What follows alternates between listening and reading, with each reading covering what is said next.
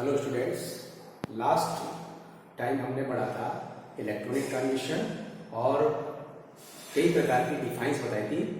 इसमें क्रोमोफोर क्या होता है, ऑक्सोक्रोम क्या होता है, auxochromic, bathochromic, red shift, blue shift, hyperchromic, hypochromic, ये बहुत अच्छे क्वेश्चंस तैयार होते हैं। इनको अच्छे से आपने पढ़ लिया होगा और बुक में से भी देखा होगा। आज हम एक इम्पॉर्टेंट पार्ट जो बड़ा क्वेश्चन आता है जिस पे न्यूमेरिकल भी बेस्ड है उसको डिस्कस करते हैं और वो है इफेक्ट ऑफ कॉन्जुगेशन, है ना।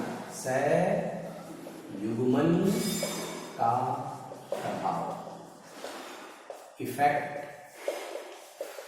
Of conjugation.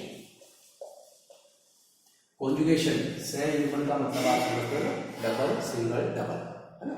दो बॉन्ड एकांतर क्रम में होते हैं, डबल बॉन्ड, तो उसको अपन कॉन्जुगेशन कहते हैं। जैसे ये डबल सिंगल डबल, तो ये कॉन्जुगेशन है। कॉन्जुगेशन आगे भी बढ़ सकता है, ये भी कॉन्जुगेशन, डबल सिंगल डबल, तो इसको अपन क्या बोलते हैं, कॉन्जुगेशन।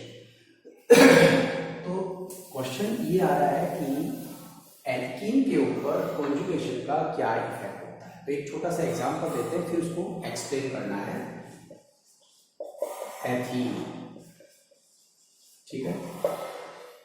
एथीन की जो लैम्ब्डा मैक्स होती है वो होती है 165 नैनोमीटर पर आती है। एथीन का अगर अपन यूवी स्पेक्ट्रम लेंगे तो इसका जो लैम्ब्डा मैक्स का मान है वो 165 आता है।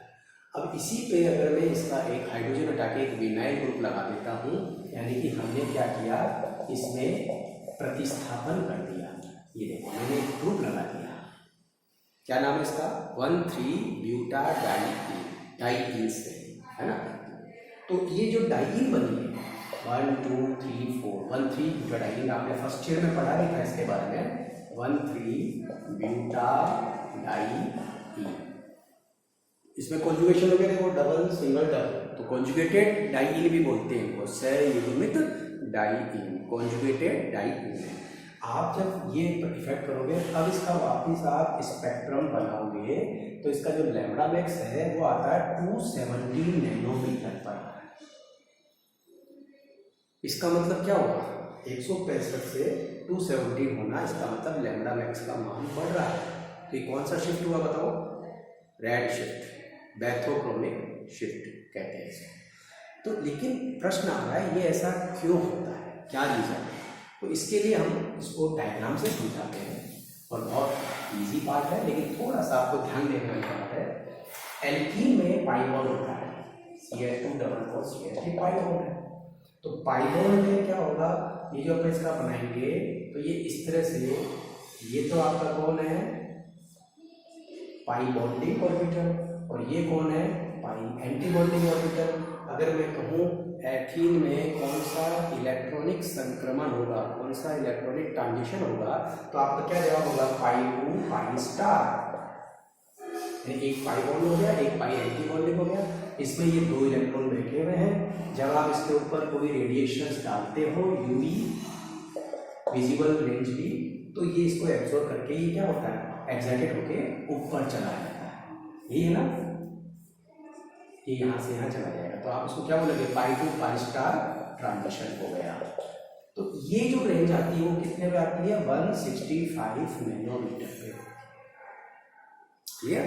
ये था एथीन को थोड़ा सा एक्सप्लेन करना है अपने को।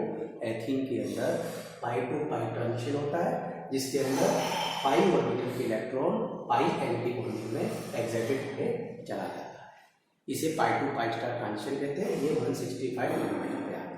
लेकिन जैसे ही हमने इसमें कॉन्जुगेशन किया, हमने इसमें सहयुग्मन किया, तो अब इसमें लैम्ब्डा की वैल्यू क्यों बढ़ी, क्या रीजन है, तो उसको अपन थोड़ा सा समझते हैं।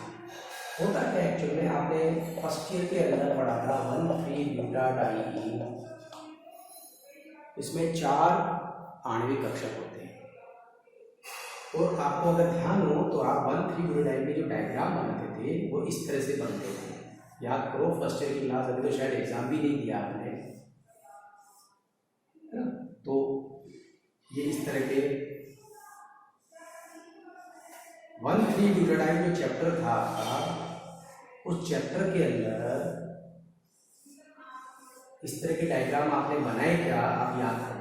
ये देखो ये कौन सा है, ये 1 2 3 4, ये आपका 1 कार्बन, ये 2 कार्बन, ये 3 कार्बन, ये 4 कार्बन, ये सारे 1 2 3 4 ये सब क्या है, कार्बन है। तो ये कौन है, p ऑर्बिटल है, ये कौन है, p ऑर्बिटल है। तो कुल मिला के MOT के अकॉर्डिंग 1,3 ब्यूटाडाइन में 4 पाई आणविक कक्षक होते हैं, जिनको अपन नाम दे देंगे पाई 1, पाई 2, पाई 3 स्टार, पाई 4 स्टार। तो ये दो तो क्या होंगे आपके बॉन्डिंग मॉलिक्यूलर ऑर्बिटल, इन दोनों को क्या बोलेंगे, बॉन्डिंग मॉलिक्यूलर ऑर्बिटल। और क्योंकि इनमें इलेक्ट्रॉन भरे हुए होते हैं, वे कक्षक जिसमें इलेक्ट्रॉन भरे होते हैं उनको हम बोलते हैं HOMO, HOMO। होमो मतलब हाईएस्ट ऑक्यूपाइड मॉलिक्यूलर ऑर्बिटल। और ये जो होते हैं वो एंटी बॉन्डिंग मॉलिक्यूलर ऑर्बिटल्स हैं, और ये वैकेंट होते हैं, ये कई बार इनको बोलते हैं LUMO, lowest unoccupied molecular, lowest unoccupied molecular orbital. तो इस तरह से जो पाई ऑर्बिटल्स है 1,3 ब्यूटाडाइन के, वो इन 4 कैटेगरीज में आ जाते हैं। इसके सिंबल भी बने हुए, क्या करना है आपको, पहले सारे प्लस प्लस ऊपर लगा दो और माइनस माइनस नीचे लगा दो। सिमेट्री रूल कहती है प्लस का प्लस से, माइनस का माइनस से ओवरलैप होता है। तो इसमें क्या हो रहा है, ये देखो ये दोनों ओवरलैप करेंगे, plus plus plus plus plus plus, ये ओवरलैप हो गया, यहाँ से ये ओवरलैप हो रहा है। जितना ज़्यादा ओवरलैप होता है उतना ही इफेक्टिव बॉन्ड बनता है और उतनी ही उसकी एनर्जी कम होती है। एनर्जी के ऑर्डर में सबसे कम एनर्जी वाला ये है, फिर उससे बढ़ रही, फिर ज़्यादा, फिर सबसे ज़्यादा ऊर्जा वाला ये। अभी आपको क्या किया, ये सारे प्लस, अब आपको क्या करना, देखो 1 2 3 आया, अब ऐसा कुछ बनाओ जिससे दूरी है, मतलब 1 2 3 3 लाइनें आ रही ना ऊपर, अब 2 लाइनें आनी चाहिए। तो मैं इसको ऐसे कहूँ, ये प्लस प्लस, ये माइनस, ये माइनस, तो ये दोनों आपस में ओवरलैप करेंगे, ये दोनों आपस में ओवरलैप करेंगे। ये प्लस है, यहाँ माइनस है, ऊपर प्लस है नीचे माइनस, ऊपर माइनस है तो नीचे प्लस आएगा, ये प्लस आएगा, तो ये बन गया। अब कुछ ऐसा करो जिससे ऊपर केवल एक ही डंडा बने, क्योंकि प्लस और माइनस में ओवरलैप इसमें होता है या तो प्लस प्लस या माइनस माइनस। तो अब मैं इस तरह से कर रहा हूँ, देखो ये प्लस, ये प्लस, ये माइनस, ये प्लस, ये माइनस, ये प्लस। तो देखो प्लस माइनस में ओवरलैप नहीं होगा, इधर ओवरलैप नहीं होगा, लेकिन प्लस प्लस के बीच में ओवरलैप होगा, तो ये ओवरलैप दिखाना है। तो ये क्या है, देखो ये का मतलब 1 2 3 3 लाइन ऊपर बनी, फिर 1 2 2 लाइनें बनी। अब कितनी लाइन बनी, एक ही लाइन, ऊपर की लाइन को कम लाइन नहीं बोल रहे, मैं तो ओवरलैप आपको समझा रहा हूँ केवल कि ये ओवरलैपिंग हो रही है। नीचे 3 आ रही है, फिर 2 आ रही है, फिर 1 आ रही है। अब ऊपर कुछ ऐसा सिंबल बना के करो कि कुछ भी नहीं आए, तो अपन ऐसा कर सकते हैं, ये प्लस, ये माइनस, फिर ये प्लस, ये माइनस। तो प्लस माइनस में कभी भी ओवरलैप, जो ऊपर है प्लस तो नीचे क्या आ जाएगा माइनस, माइनस है तो प्लस, ये प्लस है तो माइनस, ये माइनस है तो प्लस, तो देयर इज नो ओवरलैप, तो कोई तरह का ओवरलैप नहीं होगा। तो इस तरह से 1,3 ब्यूटाडाइन में 4 आणविक कक्षक होते हैं, ये 4, इनको तरंग फलन भी बोल सकते हैं, वेव फंक्शन भी बोल सकते हैं, ठीक है। तो 1,3 ब्यूटाडाइन में ये 4 प्रकार के मॉलिक्यूलर ऑर्बिटल्स हो जाते हैं। इसको अब हम डायग्राम से इस तरह से एनर्जी लेवल में एक्सप्लेन करें। ये आपके एथीन के जो पाई ऑर्बिटल है, एथीन है, ये गया, इसको आपने क्या नाम दिया, पाई, और इसको नाम क्या दिया, पाई एंटी बॉन्डिंग। ये एथीन का केस है। जब आप इसमें कॉन्जुगेशन करते हो, यानी कि आप लाइनिंग ग्रुप जोड़ देते हो, तो इसका जो ये पाई बॉन्डिंग है वो स्प्लिट हो जाता है, और वो इस तरह से 2 आणविक कक्षक में डिवाइड हो गया, जिसको अपन नाम क्या दिया, पाई 1 और पाई 2। याद करो, अभी पिछले वाले डायग्राम में बताया था, 2 टोटल 4 होते हैं, 2 आ गए तो बॉन्डिंग से आ गई है। इसी तरह से पाई एंटी बॉन्डिंग भी स्प्लिट होगा, और ये भी आपको क्या देगा, 2, ये आपका पाई 3, ये आपका पाई 4, लेकिन ये दोनों क्या है, एंटी बॉन्डिंग। इनको एक नाम और दिया था मैंने आपको, क्या नाम दिया था, होमो। ये दोनों क्या है, होमो है।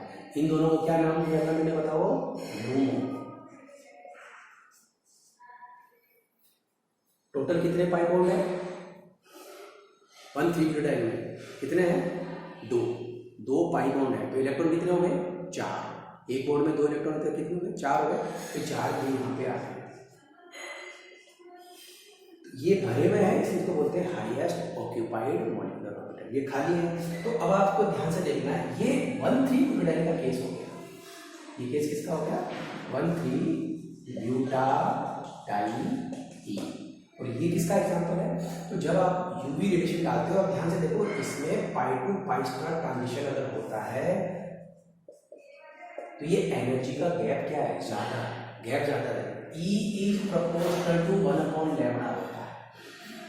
तो यहां से यहां इलेक्ट्रॉन जाएगा तो ऊर्जा अधिक लगेगी, तो लैम्बडा क्या होगा? कम। तो कितने पे आएगा ये? 165 नैनोमीटर पे आएगा। ठीक है। लेकिन जब आप 1,3 ब्यूटाडाइन बना देते हो, यानी एक कॉन्जुगेशन कर देते हो, डबल बॉन्ड के साथ कॉन्जुगेशन आ जाता है, तो कॉन्जुगेशन का इफेक्ट क्या होगा? ये वाला ट्रांजिशन है, ये देखो, लुक दिस। अब यहां से यहां ही तो जाना है मेरे को। ये ट्रांजिशन, ये भी पाई टू पाई स्टार ट्रांजिशन है, तो ये भी पाई टू पाई स्टार है, इसको भी पाई टू पाई स्टार ट्रांजिशन ही बोलेंगे। लेकिन एनर्जी के क्या हो गया? कम हो गया। इसका एनर्जी, इसमें एनर्जी कम लग रही है, इसमें एनर्जी ज्यादा लग रही है।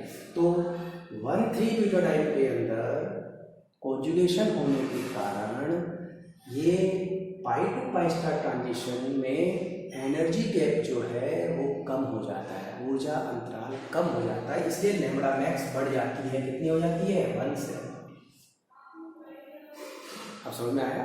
तो कुल मिला के आपको इस क्वेश्चन को डायग्राम से समझाना है। लैंग्वेज बुक में भी लिखी हुई है, जो मैंने बोली उसको भी आपको समझ के याद करके नोट्स बना के लिख सकते हो। बहुत सिंपल सा कंसेप्ट है, वापस रिपीट करता हूँ। एथिन के अंदर पाई टू पाई स्टार ट्रांजिशन होता है, एनर्जी गैप ज़्यादा है, इसलिए लैम्बडा का मान कम है।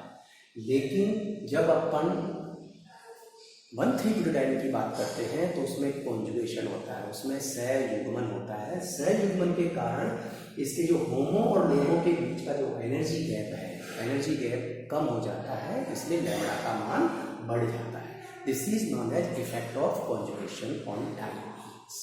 ओके, आप इसको बुक में देखें, इसका डायग्राम देखें। अगले लेक्चर में बहुत इंपॉर्टेंट चीज पढ़ाऊंगा, वो आएगा आपके न्यूमेरिकल पार्ट, वुडवर्ड फिशर नियम। Thank you.